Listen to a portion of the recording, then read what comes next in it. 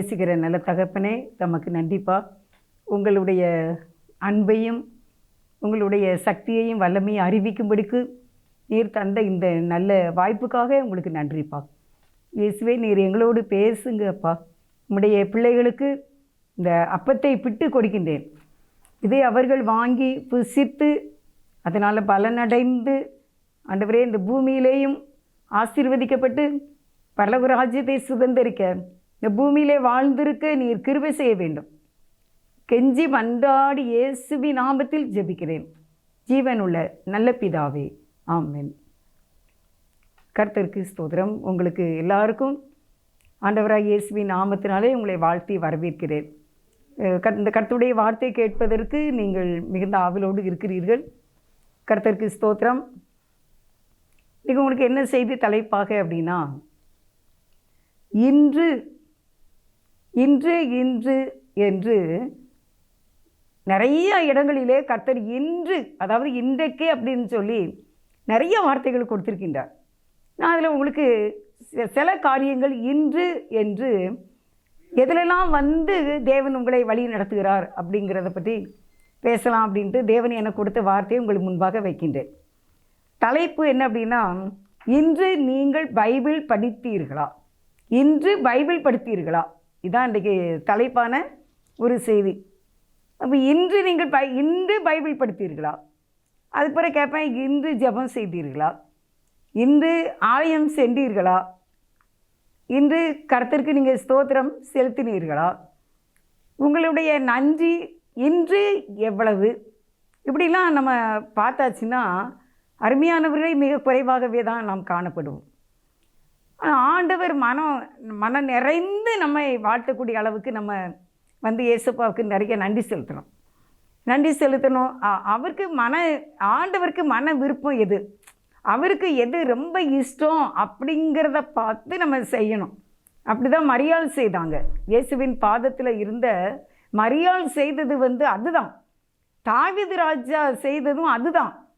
தேவனுடைய இருதயத்துக்கு எது பிடிக்கும், எதுனா அவர் சந்தோஷப்படுவார், எதுனா அவர் துக்கப்படுவார் அப்படிங்கிறத பார்த்து செய்கிறவங்க தான் இந்த பூமியிலே அதிகமாக வாழ்ந்திருக்கிறார்கள். அவர்கள் பெயரை தான் தேவன் பெருமைப்படுத்தியிருக்கிறார். மற்றவங்கெல்லாம் எவ்வளோ பேர் வாழ்ந்தாலும் எல்லாரும் வேதத்தில் வரவும் இல்லை. ஆனால் எந்த காரியத்தை நாம் பெரிதாக அவருக்கு தேவனுக்கு ஏற்றபடி நம்ம வாழ்கிறோமோ அதெல்லாம் கண்டிப்பாக சரித்திரம் படைக்கும். பார்த்துக்கோங்க. இப்போ இன்று பைபிள் படித்தீர்களா? இந்த தலைப்பில் தேவனுடைய வசனத்தை உங்களுக்கு சொல்கிறேன். உபாகமம் 28வது அதிகாரம் 1-2. உபாகமம் 28:1-2 நீங்கள் எழுதணுன்னா எழுதி வச்சுக்கோங்க. இன்று நான் உனக்கு விதிக்கிற உன் தேவனாகிய கர்த்தருடைய கட்டளைகளின்படியெல்லாம் செய்ய நீ கவனமாய் இருக்கும்படிக்கு அவர் சத்தத்திற்கு உண்மையாய் செவி கொடுப்பாயானால் உன் தேவனாகிய கர்த்தர் பூமியில் உள்ள சகல ஜாதிகளிலும் உன்னை மேன்மையாக வைப்பார். 2வது வசனம், நீ உன் தேவனாகிய கர்த்தரின் சத்தத்துக்கு செவி கொடுக்கும் போது இப்பொழுது சொல்லப்படும் ஆசீர்வாதங்கள் எல்லாம் உன்மேல் உனக்கு பலிக்கும். ஆமென், அல்லேலூயா. 28வது அதிகாரம் 1வது வசனம், இன்று அப்படின்னா தேவன் அன்றைக்கு சொன்னாலும் இன்றும் தான். இப்போ நான் உங்கள்கிட்ட பேசிகிட்டு இருக்கேன். இது இனிமேல் தான் அது ரெக்கார்டிங் அது வெளியாகும், ரிலீஸ் ஆகும். அதுக்கு முன்னால் இன்று எனக்கு இது என்ன சொல்லுது? இன்று நான் பைபிள் படித்திருக்கேனா? அப்படி இன்று நான் ஜெபம் செய்திருக்கிறேனா? அப்படி போல் இந்த செய்தி நீங்கள் என்றைக்கு பார்க்கிறீர்களோ அன்று நீங்கள் பைபிள் படித்தீர்களா? இந்த வசனத்தில் என்ன சொல்கிறாரு? இன்று நான் உனக்கு ஒரு கட்டளையை கொடுக்குறேன், நீ அதை செய்கிறதுக்கு எப்படி இருக்கணுமா? நீ கவனமாக இருக்கணும். நீ கவனமாக இருந்து அவர் பேசும்போது நீ உண்மையாக நீங்கள் செவி கொடுத்தால் உன் தேவனாகி கர்த்தர் சொல்கிற என்ன சொல்கிறாங்க ஆண்டவர் அப்படின்னா, இந்த பூமியில் உள்ள கர்த்தர் இந்த பூமியில் உள்ள சகல ஜாதிகளிலும் உன்னை மேன்மையாக வைப்பார். கர்த்தர் உன்னை மேன்மையாக வைப்பார். அதுக்கு நம்ம செய்ய வேண்டிய கண்டிஷன் என்ன அப்படின்னா, இன்று இந்த நியாயப்பிரமாணத்தை, இந்த கர்த்தருடைய கட்டளை, இந்த கமாண்டிங்ஸ் தான் அவருடைய ஆர்டர், அவர் நமக்கு வந்து மோசே காலத்தில் இப்போ நியாயப்பிரமாணத்தை கொடுக்குறாரு, 10 கமாண்ட்மெண்ட்ஸு.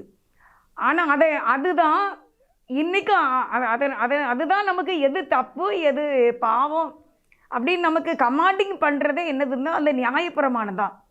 அதை அழிக்க ஆண்டவர் வரல, அதை நிறைவேற்ற தான் வந்தார். அதனால தான் உன்னுடைய பெற்றோரை கனம் பண்ணுங்க, உன் தேவனாகிய கர்த்தர் ஒருவரை ஆராதிங்க, நீங்கள் வானத்தின் கீழே பூமி மேலே எந்த ஒரு விக்கிரக ஆராதனை செய்யாதீங்க, என்ன ஓய்வு நாளை நீங்கள் வந்து சண்டே சர்வீஸ் போங்க, எல்லாமே அந்த கமாண்ட்மெண்ட் 10 கமாண்ட்மெண்ட்ஸை ஒட்டியே தான் வரும் பார்த்துக்கோங்க. அப்படி பார்க்கும்போது கர்த்தர் வந்து கண்டிப்பாக உங்களை மேன்மையாக வைப்பார். இன்று நீங்கள் பைபிள் படித்தீர்களா? இந்த கேள்வியை நான் மீண்டுமாக உங்களுக்கு வைக்கின்றேன். நீங்கள் ஒருவேளை இந்த செய்தி கூட நீங்கள் யூடியூப்பில் கேட்டிங்கன்னா நீங்கள் ஆஃப் பண்ணிவிட்டு நீங்கள் பைபிள் படிங்க. இந்த 28வது அதிகாரம் 1, 2, 14 வசனம் வரைக்கும் தேவன் ஆசீர்வாதத்துக்குரியவங்களாக நமக்கு முகவரியை வைக்கின்றார். உங்களுடைய என்னுடைய முகவரி என்ன அப்படின்னா, இந்த உபாகமம் 28:1 இருந்து 14 வசனம் வரைக்கும் நமக்கு வர வேண்டிய உங்களுடைய முகவரி நம்முடைய அட்ரஸ்க்கு வந்து சேரும். என்னதெல்லாம் இப்போ நான் வந்து இந்த கிராஸ் டிவியில் பேசிகிட்டு இருக்கேன். இந்த கிராஸ் டிவி வந்து ஒரு பெரிய ஆஃபீஸ் பார்த்துக்கோங்க. இந்த கிராஸ் டிவிக்கு என்னென்ன கடிதங்கள் வரணுமோ, என்னென்ன டாக்குமெண்ட்ஸ் வரணுமோ, இந்த கிராஸ் டிவின்னு போட்டு தூத்துக்குடின்னு போட்டாலே ஆட்டோமேட்டிக்காக அங்கே கொண்டு கொடுத்துருவாங்க. ஏன்னா இதனுடைய விலாசம் அதுதான், அட்ரஸ் இதுதான். அதே போல தான் இன்று பைபிள் படித்தீங்க அப்படின்னா இந்த உபாகமம் 28வது அதிகாரம் 1 14 வரைக்கும் உங்களுக்கு வந்து சேருது பார்த்துக்கோங்க. அதனால தான் நான் இந்த வசனத்தை தேவன் என் தெளிவாக எனக்கு கொடுத்தார். அருமையானவர்களே, 2வது வசனத்தில் நீ உன் தேவனாகிய கர்த்தரின் சத்தத்துக்கு செவி கொடுக்கும்போது இப்பொழுது சொல்லப்படும் ஆசீர்வாதங்கள் எல்லாம் உண்மையில் வந்து உனக்கு பலிக்கும். நீங்கள் வந்து இப்படி கீழ்ப்படிஞ்சிட்டிங்கன்னா, இந்த வசனத்தை நீங்கள் இப்படி செய்துட்டிங்கனாலே நான் இப்போ என்னெல்லாம் சொல்ல போகிறேன் அப்படின்னு ஆண்டவர் சொல்கிறாங்க. ஆண்டவர் என்னெல்லாம் சொல்கிறாங்களோ அது வந்து ஆட்டோமேட்டிக்காக என்ன செய்யுமா பலிக்கும். அதாவது இது வந்து என்ன அப்படின்னு நான் உங்களுக்கு சொல்கிறேன்னா, இது சட்டம். இந்த சட்டம் வந்து தன்னுடைய வேலையை செய்திடும். எப்போவுமே நீங்கள் நினச்சிக்கோங்க. இப்போ 144 போட்டிருக்காங்க, தூத்துக்குடியில் போட்டிருக்காங்கன்னு வச்சுக்கோங்க. யாருமே வெளியே என்ன செய்யக்கூடாது, வரக்கூடாது. அதான் 144. ஆனால் அதையும் மிஞ்சி யாராவது 2 பேர் 3 பேர் 2 வீலரில் அங்கங்கே போனாங்கன்னா கண்டிப்பாக என்ன செய்வாங்க, கைது பண்ணி அவங்க மேலே எஃப்ஐஆர் கேஸ் போடுவாங்க. ஏன்னா சட்டம் வந்து அதனுடைய வேலையை சட்டம் சொல்லிட்டு ஏற்கனவே நீ வந்து இன்றைக்கி யாருமே 144 இன்றைக்கி யாருமே வெளியே வரக்கூடாதுன்னு சட்டம் சொல்லிட்டு, அப்போ அதை மீறி வந்தவங்களை வந்து சட்டம் என்ன செய்யும், அது சட்டத்தினுடைய வேலையை அது கைது பண்ணிடும். அதே போல தான் அதான் சில இந்த குற்றவாளிகள் சில கைது பண்ணும்போது இத்தனாவது சட்டத்தின் கீழ் இவங்களை நாங்கள் கைது பண்ணுறோம் அப்படின்னு சொல்கிறாங்க பார்த்துக்கோங்க. அப்போ இதே மாதிரி தான் ஆண்டவர் நமக்கு வச்சுருக்காரு. நீ வந்து இன்றைக்கு பைபிள் படித்து நீ நான் சொல்கிற கட்டளையெல்லாம் நீ கை கொண்டீன்னா நான் இப்போது வந்து நான் உனக்கு ஒரு ஆசீர்வாதம் கொடுக்க போகிறேன். ஏறக்குறைய உபாகமம் 28வது அதிகாரத்தில் 14 வசனம் வரைக்கும் அப்படி பார்த்தீங்கன்னா உங்களுக்கு 11 வாக்கு தத்தங்கள் இதிலே ஆண்டவர் கொடுக்கின்றார். உபாகமம் 28வது அதிகாரம் 3 இருந்து நீங்கள் பார்த்தீங்கன்னா 11 வசனங்கள் நமக்கு வாக்கு தத்தமாக நிறைவேறுகிறது. நீங்கள் இந்த கட்டளை நீங்கள் வாசித்து பாருங்கள், 14 வசனம் வரைக்கும் நீங்கள் பாருங்கள். அதுக்கு பிறகு சாபங்களை பற்றி இருக்குது. அது நம்முடைய அட்ரஸ் கிடையாது, சாபம் வந்து நம்முடைய அட்ரஸ் கிடையாது. ஏன்னா நீங்கள் உபாகமம் 28:1-2 நீங்கள் கீழ்ப்படுகிறதுனால இதுதான் நமக்கு வந்து ஆட்டோமேட்டிக்காக நம்ம வீட்டுக்கு வந்து சேர்ந்துரும், நம்ம பிள்ளைங்களுக்கு வந்து சேர்ந்துரும் பார்த்துக்கோங்க. அதனால் அருமையானவர்களே, இன்று உங்களுக்கு உங்கள் தேசத்தில் மழை பெய்யுமா? நான் விதிக்கிற இந்த வார்த்தைகளை விட்டு நீ இடதுபுறம் வலதுபுறம் நினைச்சாத, நீ விலகாத. 14 பார்த்தீங்கன்னா உபாகமம் 28:14 இன்று நான் உனக்கு விதிக்கிற உன் தேவனாகிய கர்த்தரின் கட்டளைகளை கை கொள்ளவும் அவைகளின்படி செய்யவும் அவைகளுக்கு செவி கொடுத்து வந்தால் கர்த்தர் உன்னை வாளாக்காமல் தலையாக்குவார், நீ கீழாகாமல் மேலாவார். நீ கஷ்டப்பட வேண்டியதே இல்லை. உனக்கு பட்டமோ உனக்கு பதவியோ உனக்கு மேன்மையோ உங்களுக்கு எதுவோ அது வந்து சேரும் ஆட்டோமேட்டிக்காக. தேவர் உங்களுக்குன்னு என்ன குறித்து வச்சுருக்காங்களோ அது வந்துடும். அருமையானவர்களே, அடுத்து வந்து நான் ஆதியாகமம் 41வது அதிகாரம் 9வது வசனத்தில் உங்களுக்கு ஒரு வசனம் வாசிக்கிறேன். அப்பொழுது பானபாத்திரக்காரரின் தலைவன் பார்வோனை நோக்கி, நான் செய்த குற்றம் இன்றுதான் என் நினைவில் வந்தது. இந்த சம்பவம் வந்து உங்களுக்கு தெரிய தான் செய்திருக்கும். எப்படின்னா, யாக்கோபுடைய குமாரன் யோசேப்பு அவரை வந்து அவங்களுடைய அண்ணன் மாதிரி 20 வெள்ளிக்காசுக்கு விற்றுட்டாங்க. விற்று எங்கே போனாங்க? அந்த யோசேப்பு வந்து எகிப்துக்கு போனாங்க. அங்கே எகிப்தில் போய் அவங்க இருக்கும்போது அங்கே அவங்க மேலே அந்த அந்த போத்திபாரின் மனைவிங்கிறவங்க வந்து ஒரு தவறானதை சொல்லிட்டாங்க. இவன் வந்து என்னை கற்பழிக்க வந்தான் அப்படின்னு சொல்லிட்டாங்க. சொன்னதுனால யோசேப்பு வந்து என்ன செய்யிட்டாங்க? ஜெயிலில் போட்டாங்க.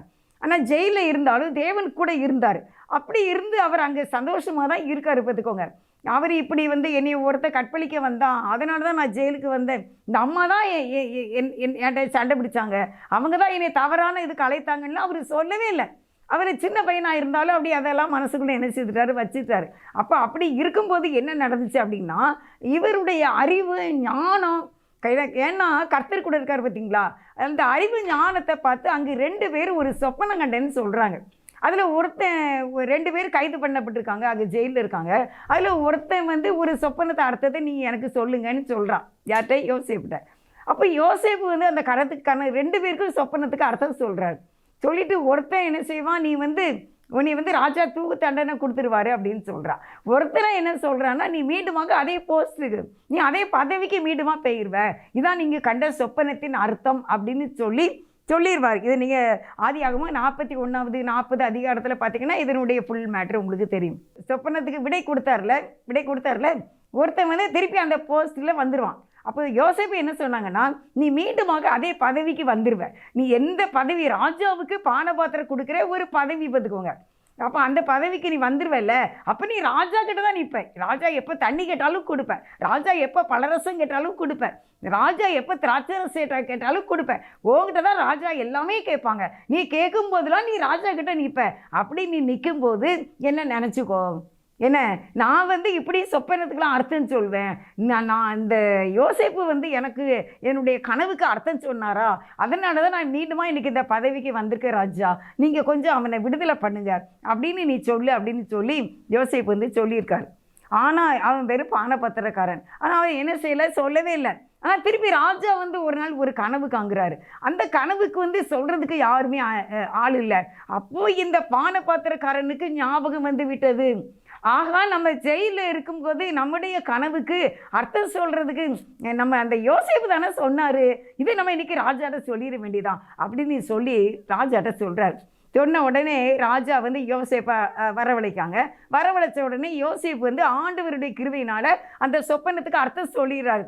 சொன்ன உடனே அந்த எகிப்து நாட்டுக்கே பிரதமராக யார்? யோசேப்பு மாறுகிறார். அதுதான் ரேஷன் கடையை ஆரம்பித்தது வந்து ஆதியாகமத்தில் 41 42 அதிகாரத்தில் யோசேப்பு சொன்ன அர்த்தத்தின்படி தான் ரேஷன் கடையை ஆரம்பிக்குது.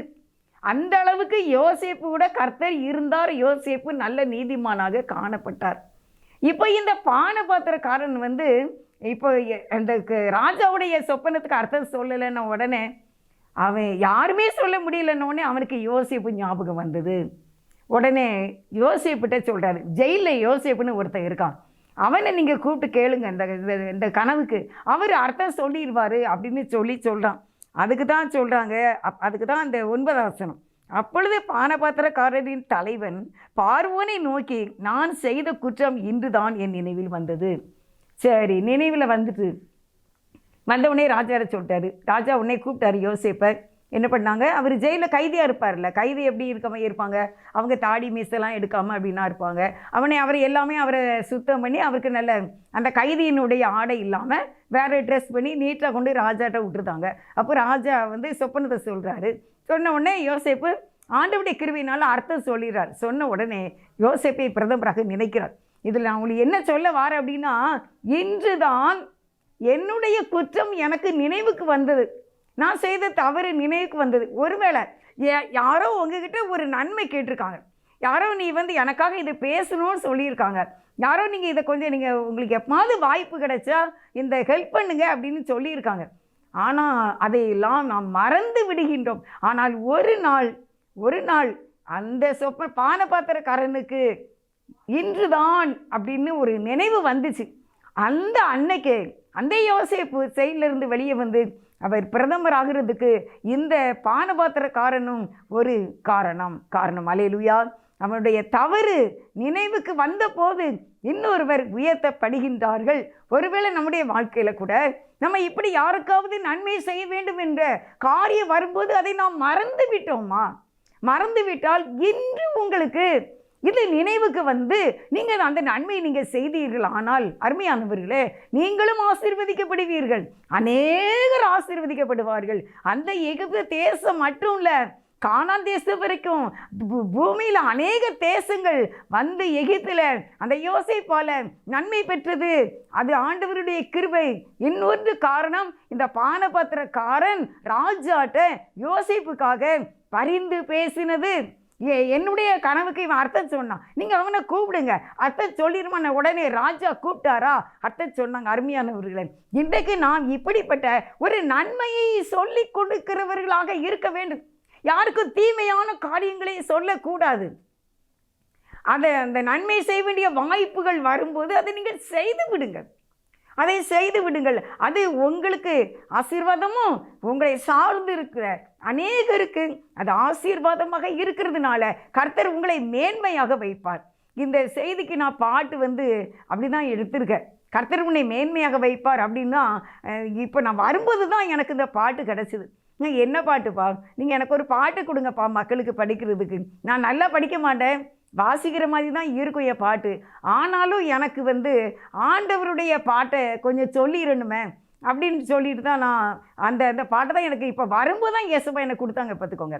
அதனால் அருமையானவர்களே, நன்மை செய்ய உங்களுக்கு திராணி இருக்கும்போது அதை யாரிடமாவது நமக்கு அவங்க ஹெல்ப்புக்குன்னு வரும்போது கூடுமான அளவுக்கு உங்களால் முடிந்த அளவுக்கு அந்த நன்மையை நீங்கள் செய்து விடுங்கள். அவர் என்ன சொல்கிறாருன்னா, அவர் என்னைக்கோ சொன்னார் யோசேப்பு, ஆனால் நான் மறந்தே போயிட்டேன், ஆனால் இன்று தான் எனக்கு நினைவுக்கு வந்தது. ஒருவேளை இந்த செய்தி கேட்கிற நீங்கள் உங்களுக்கு யாருக்கோ நன்மை செய்ய வேண்டும் என்று உங்கள்கிட்ட யாராவது கேட்டிருந்தாங்கன்னா, இல்லை நீங்கள் யாருக்காவது செய்யணும்னு நீங்கள் நினச்சிருந்தீங்கன்னா, இல்லை யாராவது உங்களுக்கு இது உங்களால் முடியுமான்னு சொல்லி நம்மகிட்ட ஒரு சப்போர்ட் கேட்டிருந்தாங்கன்னா, இன்று உங்களுக்கு அது குற்றமாக வருகிறது. அதை நீங்கள் சரி பண்ணிவிட வேண்டும். சரி பண்ணிட்டீங்கன்னா உங்களால் அநேக ஜாதிகள், அநேக நண்பர்கள், அநேக இனஜன பந்துக்கள், அநேக உற்றார் உறவினர்கள் ஆசீர்வதிக்கப்படுவார்கள். அந்த மேன்மை உங்களுக்கு தான். அல்லேலூயா, அல்லேலூயா. அதனால் கர்த்தர் நாமம் மகிமைப்படும். இவங்க சொன்னாங்களா, என்னுடைய வாழ்க்கையிலையும் எனக்கு அநேகர் நன்மை சொல்லியிருக்காங்க. ஒரு சின்ன காரியம் கூட எனக்கு, அவங்க ஒரு பெரியவங்களாக இருக்கலாம், அவங்க சின்னவங்களாக இருக்கலாம், இதை நீங்கள் எப்படி சொல்லுங்கள். இப்போது நான் உதாரணத்துக்கு ஒன்று சொல்கிறேன். நாங்கள் ப்ரேயர் மீட்டிங் வைப்போம். புதன்கிழமை ஒரு சாயங்காலம் நாங்கள் எல்லாருமே பெண்களாக கூடி நாங்கள் ப்ரேயர் பண்ணுவோம். அப்போ நான் அடுத்தாக்கில் என்றைக்கு ப்ரேயர் அப்படின்னு சொல்லுவேன், டேட் சொல்லுவேன். ஆனால் அன்றைக்கு எங்களுடைய சர்ச்சில் ஒரு ப்ரேயர் மீட்டிங் இருக்கும். அப்போ ஆலயத்தில் ப்ரேயர் மீட்டிங் இருக்கும்போது மக்கள் ஜெப கூட்டத்துக்கு வரமாட்டாங்க. ஆனால் அதில் யாராவது ஒருத்தர் சொல்லிடுவாங்க, அக்கா இதே டேட்டில் நம்ம சர்ச்சில் ப்ரேயர் இருக்குது அப்படிம்பாங்க. இன்னும் நல்ல வேலைப்பா, ஏன்னா ஆலயத்துக்கும் நான் எங்களுடைய ப்ரேயர் ஹாலுக்கும் பக்கம் தான் பார்த்துக்கோங்க. அப்போது ஆலயத்தில் ப்ரேயர் ஹால் ப்ரேயர் நடக்கும்போது நம்ம ப்ரேயர் ஹாலில் என்ன செய்யக்கூடாது, வைக்கக்கூடாதுல்ல. ஏன்னா இவங்க ஆலயத்தில் நடக்கும்போது வீட்டுக்குள்ளே ஜெபம் பண்ணிகிட்டு இருக்காங்க அப்படிம்பாங்க. அப்போ உடனே நான் அவங்களுக்கு சொல்லுவேன், தேங்க்ஸுக்கா அப்படின்னு சொல்லுவேன். ஏன்னா நம்ம யாருக்குமே எப்படி இருக்கக்கூடாதுன்னா இடரெல்லாம் இருக்கக்கூடாதுல்ல. கூடுமான அளவுக்கு நம்ம யாருக்குமே இடரெல்லாம் இருக்காதபடிக்கு பார்த்துக்கொண்டா நம்ம வாழ்க்கை நம்முடைய சந்ததிக்கும் நல்ல ஆசீர்வாதமாக இருக்கும். அதனால் இது உங்களுக்கு ஒரு செக்கப் தான். நான் சொல்லுவேன், இது ஒரு எம்ஆர்ஐ ஸ்கேன் தான்.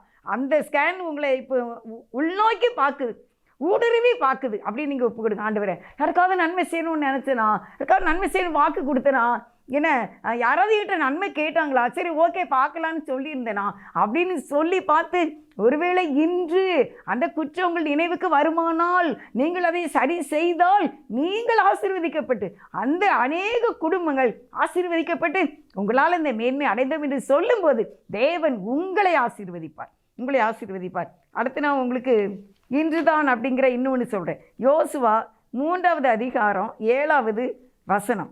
யோசுவா 3 அதிகாரம் 7வது வசனத்தில் என்ன இருக்குது அப்படின்னா, கர்த்தர் யோசுவாவை நோக்கி, நான் மோசையோடு இருந்தது போல உன்னோடும் இருக்கிறேன் என்பதை இஸ்ரவேலர் எல்லாரும் அறியும்படிக்கு இன்று அவர்கள் கண்களுக்கு முன்பாக உன்னை மேன்மைப்படுத்துவேன். இன்று ஒரு மேன்மை வருகிறது. இன்று என்பது ஒரு இம்பார்ட்டன்ட் ஒரு வேர்டு. சரியா? இப்பண்டான ஒரு வேர்டை கர்த்தர் சொல்லுகிறார். இன்று இப்பமே இந்த ஸ்பாட் இமீடியட்லியில நான் உன்னை மேன்மையாக வைப்பேன். யோசுவாவுக்கு கர்த்தர் கொடுத்த வார்த்தை, வாக்குத்தத்தம் மாறாது. வான பூமி ஒளிந்து போனாலும் கர்த்தருடைய வார்த்தை என்ன செய்து மாறாது. அப்படிலாம் மாறாமல் இருந்ததுனால தான் இன்றைக்கு ஆண்டுடைய கிருபினா உங்கள் முன்னாலே நிற்க அருமையானவர்களே. அவர் எத்தனையோ பாடுகள், மரண கட்டுகள் எனக்கு வந்திருக்கு, எத்தனையோ சூழ்நிலைகள். நான் இனிமேல் இருக்கவே மாட்டேன். ஒரு நாள் எனக்குள்ளே வந்த போராட்டம் என்ன அப்படின்னா, நீ தற்கொலை தான் உனக்கு முடிவு, நீ தற்கொலை பண்ணிட்டீன்னா உன்னுடைய பிரச்சனை முடிவாயிரும் அப்படின்னு சொல்லி ராத்திரி 2 மணிக்கு பிசாசு என்னோடு போராடுகிறான். நீ தற்கொலை பண்ணிட்டீன்னா உனக்கு முடிவு தான். நான் கட்டில் தூங்க முடியல, எந்திரிச்சு தண்ணி குடிக்கணும்னு போகிறேன். நான் இப்போ கிச்சனில் போய் தண்ணி குடிக்க போகிறேன். போகும்போது எனக்குள்ளே வருகிற சத்தம் தான், உனக்கு முடிவு என்னது தான், தற்கொலை தான் உன்னுடைய பிரச்சனைக்கு முடிவு அப்படிலாம் சாத்தான்கிட்ட பேசினான். ஆனாலும் நான், ஆண்டவரே நீர் இரக்கமாயிரும், நம்முடைய பிள்ளைப்பா. ஆவியானவர் எனக்கு சப்போர்ட் கொடுத்தாரு பார்த்துக்கோங்க. ஆவியானவர் எனக்கு சொன்னார், நீ ஸ்தோத்திரம் மட்டும் பண்ணு, நீ பிரைஸ் தி லார்ட் மட்டும் சொல்லு, போதும். நீ பிரைஸ் தி லார்ட் மட்டும் போய் சோதனை. கர்த்தர் ஒரு பக்கம் எனக்கு சப்போர்ட் கொடுக்கார், ஒரு பக்கம் சொல்லுது உன்னுடைய முடிவுக்கு வந்து தற்கொலை தான், தற்கொலை தான் உன்னுடைய பிரச்சனைக்கு முடிவுன்னு திட்டமும் தெளிவுமாக சாத்தான் பேசி கொண்டிருந்தான் பார்த்துக்கோங்க. ஆனால் எனக்கு ஆவியானவர் சப்போர்ட் கொடுத்தாரு. பிரேஸ் தி லார்ட் சொல்லு, பிரேஸ் தி லார்ட் சொல்லு, பிரேஸ் தி லார்ட் சொல்லு, அது போதும், அது போதும். நான் உடனே praise the Lord, praise the Lord, praise the Lord. நான் சாகிறேன்னா இருக்கணும், ஆனால் நான் பிரேஸ் தி லார்ட் சொல்வேன். அப்படியே நான் சொல்ல சொல்ல அருமையானவர்களே அந்த சத்தம் என்னை விட்டு ஓய்ந்தது. அதுக்கு பிறகுதான் தேவன் என்னுடைய வாழ்க்கையில், ஆவிக்குரிய வாழ்க்கையில், இந்த ஊழியத்தின் பாதையில் இன்னும் கொஞ்சம் உயர்வை கொடுத்தாரு பார்த்துக்கோங்க. இன்று கர்த்தர் சொல்கிறார், உங்களை மேன்மையாக வைப்பார் எல்லா ஜாதிகளுக்கு முன்பாக, எல்லா கண்களுக்கு முன்பாக. யோசுவா 3வது அதிகாரம் 7வது வசனத்தில் இவ்விதமாக அது சொல்லுகிறது. நான் மோசே கூட இருந்தேன், அது மாதிரி உன் கூட இருப்பேன். இஸ்ரவேல் எல்லாருக்கும் அறியும்படிக்கு இன்று அவர்கள் கண்களுக்கு முன்பாக உன்னை மேன்மையாக வைப்பேன் என்று கர்த்தர் சொல்கிறார்.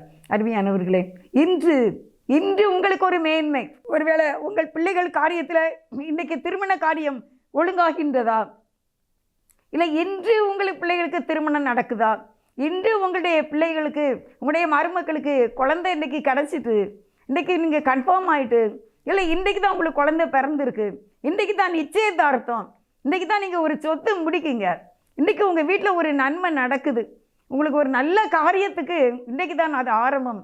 உங்களுடைய காரியம், நீங்கள் எதை வாங்கணும், எதை விற்கணும்னு நினைக்கிங்களோ அது இன்றைக்கி உங்களுக்கு கை வந்து சேரும். நீங்கள் என்னென்ன நினைக்கிங்களோ அந்த காரியத்தை இன்று கர்த்தர் எல்லாருக்கும் முன்பாக உங்களுக்கு செய்தேன். ஏனென்றால் நீங்கள் ஆண்டவருடைய பிள்ளைகள். ஆண்டவரே நம்முடைய பிள்ளைப்பா, நீங்கள் தான் எனக்கு செய்யணும். நீங்கள் உயர்த்தாமல் என்னை யாருமே என்ன செய்ய முடியாது, உயர்த்த முடியாது. எல்லா கண்களுக்கும் முன்பாக நீங்கள் மேன்மையும் உயர்வும் அடைவீர்கள். ஒரு நல்ல செய்தி உங்கள் காரியம், ஒரு நல்ல செய்தி உங்களுக்கு வரும். உங்கள் காரியம் கைகூடுவதும், உங்களுக்கு இன்றே சுகமும், வரவேண்டிய செல்வங்கள், வரவேண்டிய பணங்கள், வீடு வாசல்கள், இழந்து போன எல்லாம் இன்று வந்தது. கர்த்தர் உங்களை மேன்மையாக வைக்கப் போகிறார் என்று கர்த்தர் சொல்கிறார். உங்களுக்கு மேன்மை உண்டாகிறது என்று கர்த்தர் சொல்கிறார். நீங்கள் விரும்பியது ஒருவேளை உங்கள் பிள்ளைகளின் படிப்பாக இருக்கலாம், வேலை வாய்ப்பாக இருக்கலாம், ப்ரமோஷனாக இருக்கலாம், நியாயமானபடி உங்களுக்கு வரவேண்டிய ஒன்று இன்று வருகிறது. ஆமேன், அல்லேலூயா. நீங்கள் இரவு பகலும் நீங்கள் பண்ணின விண்ணப்பத்தின் பதில் இன்று வருகிறது. அல்லேலூயா. இன்று சந்தோஷப்படுத்துகிற இயேசு நம்மோடு இருக்கிறார். ஆமேன், அல்லேலூயா. நிச்சயமாக முடிவு உண்டு. உங்கள் நம்பிக்கை வீண் போகாது. நீ பயப்படாதே. உங்களுக்கு இன்று நீதி கிடைக்கும். இன்று சுகம் உண்டாகும், இன்று நன்மை உண்டாகும். இன்று உங்கள் கோர்ட்டு கேஸ், இன்றைக்கு நல்ல தீர்ப்பு உங்களுக்கு சாதகமாக தேவனாகிய கர்த்தர் செய்வார். லூக்கா 2வது அதிகாரம் 11வது வசனம். அதில் என்ன சொல்லியிருக்கு அப்படின்னா, இன்று கர்த்தராகிய கிறிஸ்து என்னும் இரட்சகர் உங்களுக்கு தாவீதின் ஊரிலே பிறந்திருக்கிறார். Happy birthday. இயேசுவுக்கு கிறிஸ்மஸ். இன்று அன்றைக்கு அந்த மேய்ப்பர்கள் இடத்துல இந்த தேவதூதன் சொன்ன வார்த்தை இது. இன்று கர்த்தராகிய கிறிஸ்து என்னும் இரட்சகர் உங்களுக்கு தாவீதின் ஊரிலே பிறந்திருக்கிறார். பிள்ளையை துணியிலே சுற்றி முன்னணியிலே கிடத்திருக்க காண்பீர்கள். அல்லேலூயா. இன்று தான் இயேசு பிறந்தார். ஆண்டவருக்கு ஒரு ஹாப்பி பர்த்டே உண்டு. ஆண்டவர் என்னைக்கே பிறந்தார் என்ன அப்படி கேட்பாங்க. இதே டேட்டு தானா கேட்பாங்க. டிசம்பர் 25 தானா கேட்பாங்க. என்ன அப்படி அநேகர் கேள்வி கேட்பாங்க. எந்த கேள்வினாலும் இன்று என்று ஒரு நாள் இயேசு பிறந்தார், அவ்வளோதான். என்றைக்கு நாள் எல்லாருமே கொண்டாடுறாங்க, அதே நாளாக எல்லோரும் கொண்டாடுறாங்க. சரி வேறு என்ன, இன்னொரு நாள் வரட்டும் அப்படின்னு சொல்லி கொண்டாடுவாங்கல்ல. அன்றைக்கே முடியல, நம்ம வெளியே போயிட்டோம், ஊருக்கு போயிட்டோம், இல்லை பிறந்த நாள் கொண்டாடுறவங்க வெளியூரில் இருக்காங்க, சரி வந்து அந்த வாரத்தில் கொண்டாடலாம். ஆனால் பிறந்த நாள் ஒன்று உண்டு, கல்யாண நாள் ஒன்று உண்டு, நீங்கள் வீடு கட்டி பிரதிஷ்டை பண்ணின நாள் ஒன்று உண்டு. இன்று நீங்கள் இன்றைக்கி வீட்டுக்கு அஸ்திவாரம் போட்டீங்க, இன்று அன்று அது ஒன்று. இன்றைக்கி உங்களுக்கு வேலை கிடச்சது ஒன்று, உங்களுக்கு இன்றைக்கி ஒரு கோர்ட்டு கேஸில் நல்ல தீர்ப்பு கிடச்சி நீங்கள் விடுதலை ஆகிட்டீங்க இன்று. இன்று ஒரு ப்ரமோஷன் வந்தது, இன்று உங்கள் பிள்ளைக்கு நல்ல பூர்ணசம் ஆயிட்டு, இன்று உங்கள் பிள்ளைக்கு குழந்தை பிறந்திருக்கு. இன்று இன்று கர்த்தராகி கிறிஸ்து என்னும் இரட்சகர் உங்களுக்காக தாவீதின் ஊரிலே பிறந்தார். அதனால் அருமையானவர்களே, ஹாப்பி கிறிஸ்மஸ் உண்டு, ஹாப்பி கிறிஸ்மஸ். இயேசு பிறந்தார், இயேசு ஒரு நாள் பிறந்தார். அடுத்தபடியாக லூக்கா 19வது அதிகாரம் 9வது வசனத்தில், லூக்கா 19:9 சொல்கிறேன், இயேசு அவனை நோக்கி, இன்றைக்கு இந்த வீட்டுக்கு ரட்சிப்பு வந்தது, இவனும் ஆபிரகாமுக்கு குமாரனாய் இருக்கிறானே. ரட்சிப்புக்காக ஒருவேளை நீங்கள் காத்திருக்கீங்களா? நீங்கள் பையன் குடிக்கிறான், என்ன என் பிள்ளை கீழ்ப்படிய மாட்டேங்குது, என் பிள்ளை கஞ்சா ஊதுறான், என் பையன் சிகரெட்டு ஊதுறான், என் பிள்ளை ரொம்ப ஃப்ரெண்ட்ஸோடய சுற்றிட்டு கிடக்கு, என் பிள்ளை கீழ்ப்படியவே மாட்டேங்குது, என் மருமகன் என் மகளை ரொம்ப அடிக்கான், ரொம்ப குடிக்கான், எப்பவும் சண்டை செய்கிறான், வேலைக்கே போக மாட்டேங்க, அவனை ரட்சிங்கப்பா, ரட்சிப்பு தான் முடிவு அப்படின்னு நம்ம நினைக்கிறோம். ரட்சிப்பு தான் முடிவு. ஒரு மனிதன் ஆணோ பெண்ணோ அவங்க ரட்சிக்கப்பட்டாங்கன்னா அதுக்கு பிறகு பெரிய பாவங்கள் செய்ய ஆண்டவர் விடவே மாட்டாங்க. ரட்சிப்பு மேன்மையானது. கர்த்தர் தமது வலது கரத்தினால் ரட்சிப்பார். ரட்சிப்பு கர்த்தருடையது. ஒரு மனிதனுடைய இருதயத்தில் இருக்கிற அந்த கேடுபாடான அந்த இதயத்தை முழுவதுமாக மாற்றுவது இறைவன் வேலை தான். உங்களால் என்னாலேயும் முடியாது, கர்த்தர் தான் அதை செய்ய முடியும். அதான் யோனா சொல்வார், மீன் வயிற்றுக்குள்ளே இருக்கும்போது ரட்சிப்பு கர்த்தருடையது. எல்லோரும் எங்கள் அம்மா வீட்டில் நாங்கள் ஆர்சியில் தான் இருந்தோம் எங்கள் அம்மா வீட்டில். அப்போ நான் ஒரு நாள் எனக்கு நல்ல ஞாபகம் இருக்குது. அதாவது நான் படுத்துட்டேன், கட்டிலில் படுத்துட்டேன். படுத்த உடனே எங்கள் அம்மா கேட்டாங்க, ஏம்மா நீ என்ன சொல்லிட்டு படுத்த அப்படின்னு கேட்டாங்க. நான் சும்மா படுத்தேன் அப்படின்னேன். எந்திச்சு உட்காரு அப்படின்னாங்க. அப்போலாம் ரொம்ப ஒரு 4வது 5ஆம் கிளாஸ் படிக்கும்போது தான். உடனே எந்திரிச்சு உட்காந்தேன். இயேசுவே என்னை ரட்சியும் சொல்லிட்டு படு அப்படின்னாங்க. அப்புறம் இயேசுவே என்னை ரட்சியும் அப்படின்னு சொல்லிட்டு நான் படுத்தேன். அப்போ என்ன நினச்சோன்னா, நம்ம காலையில் உயிரோடு எந்திக்கணும்னா இயேசுவே என்னை ரட்சின்னு சொல்லணும் போல. ஆனால் எங்கள் ஊர்லேயே நாங்கள் எல்லோரும் கண்டிப்பாக நாங்கள் சொல்லுவோம், இயேசுவே என்னை ரட்சியும் நாங்கள் சொல்லி தான் எல்லோரும் படுப்போம். ஒரு பொருள் கீழே விழுந்தா கூட இயேசுவே ரட்சின்னு சொல்லி தான் எங்கள் ஊரில் எடுப்போம். யாரும் அம்மா ஐயான்னு சொல்லி எடுக்க மாட்டாங்க, எல்லாருமே சொல்லுவோம். ஒரு பென்சில் கீழே விழுந்தா கூட அதை எடுக்கும்போது கூட இயேசுவே என்னை ரட்சின்னு சொல்லி தான் நாங்கள் எடுப்போம், பார்த்துக்கோங்க. அப்போ ரட்சிப்பு தான் ஒரு பெரிய காரியமாக இருக்கிறது. அந்த ரட்சிப்பு இன்று உங்கள் பிள்ளைகளுக்கு, என் மகன் அடிக்கிறான் மனைவியை, என் மருமகன் அடிக்கிறான், என் மனைவியை சந்தேகப்படுறான், என் கணவனை சந்தேகப்படுறாங்க அப்படின்னு சொல்கிற உங்களுக்கு இன்று கர்த்தர் ரட்சிப்பை தந்து அதிலிருந்து விடுதலை கொடுக்கிறார். உங்களுடைய கணவன் இன்னொரு பெண்ணை பார்க்காங்களா, இன்னொரு பெண்ணிட்ட ஃபோன் பண்ணுறாங்களா, இன்னொரு பெண்ணு பின்னாலே போகிறாங்களா, இன்று இந்த கணவர் மாறுவார். உங்கள் மனைவி அப்படி தப்பான இதில் இருக்காங்களா, அந்த மனைவி இன்று மாறுவார். உங்கள் கணவன் ரொம்ப கோவப்படுறாங்க, சந்தேகப்படுறாங்களா, உங்களை அடிமை மாதிரி நினைக்காங்களா, இன்று உங்களுக்கு ரிலீஃப் ஆகுது. அது ரட்சிப்பின் மூலமாக. உடைய பிள்ளைகள் உங்களை எதிர்த்து பேசுகிறாங்களா, இன்று அவங்க மாறிடுவாங்க. உங்கள் வீடு அன்பால் நிறைந்திருக்கும், அங்கே ரட்சிப்பு வர வேண்டும், அங்கே ரட்சிப்பு வர வேண்டும். அதை இன்று அன்றைக்கு சகைக்கு கொடுத்தாங்க ஆண்டவர். அவர் அப்படியே மாறிட்டார். அந்த சகை எல்லாரும் ஆச்சரியப்பட்டாங்க. வேதாகமத்தில் அவர் சரித்திரம் படைச்சிட்டாரு. நாம பரலோக ராஜ்யத்தில் நம்ம பேர் இருக்கணும்னா நீங்கள் ரட்சிப்பை பெற வேண்டும். இந்த செய்தியை கேட்கும்போது உடைய தவறுகளை மன்னிப்பு கேட்டு இயேசுவே என்னை ரட்சியும், என் குடும்பத்தை ரட்சியும் போது உங்களுடைய வீடு இன்று ரட்சிக்கப்படுகிறது. அடுத்து நான் கடைசியாக இன்னொன்று உங்களுக்கு நான் சொல்கிறேன். ஆகாய் 2:19 என்ன சொல்லியிருக்கு அப்படின்னா, ஆகாய் 2வது அதிகாரம் 19வது வசனம், களஞ்சியத்தில் இன்னும் விதை தானியம் உண்டோ, திராட்சை செடியும் அத்தி மரமும் மாதுளை செடியும் ஒலிவ மரமும் கனி கொடுக்கவில்லையே, நான் இன்று முதல் உங்களை ஆசீர்வதிப்பேன் என்று சொல்கிறார் என்றான். அல்லேலூயா, அல்லேலூயா. களஞ்சியத்தில் இன்னும் விதை தானியம் உண்டோ, திராட்சை செடியும் அத்தி மரமும் மாதுளை செடியும் ஒலிவ மரமும் கனி கொடுக்கவில்லையே, ஆனால் இன்று முதல் உங்களை ஆசீர்வதிப்பேன். இன்று முதல் கர்த்தர் உங்களை ஆசீர்வதிக்கிறார். விதை தானியம் இல்லை, கஷ்டம்தான், கடன் தான், பேங்கில் கடன் தான், எல்லாமே கடலில் தான் இருக்குது. ஆனால் ஆண்டவர் சொல்கிறார், அதுக்கு தான் சொல்லியிருக்கு, களஞ்சியத்தில் விதை தானியம் இல்லை, திராட்சை செடியும் ஒன்றுமே பலன் கொடுக்கல, வெளியிருந்து எந்த வருமானமும் வரல, விதைச்சதுலேருந்து வெளியே வரல, அப்படி இருக்குது.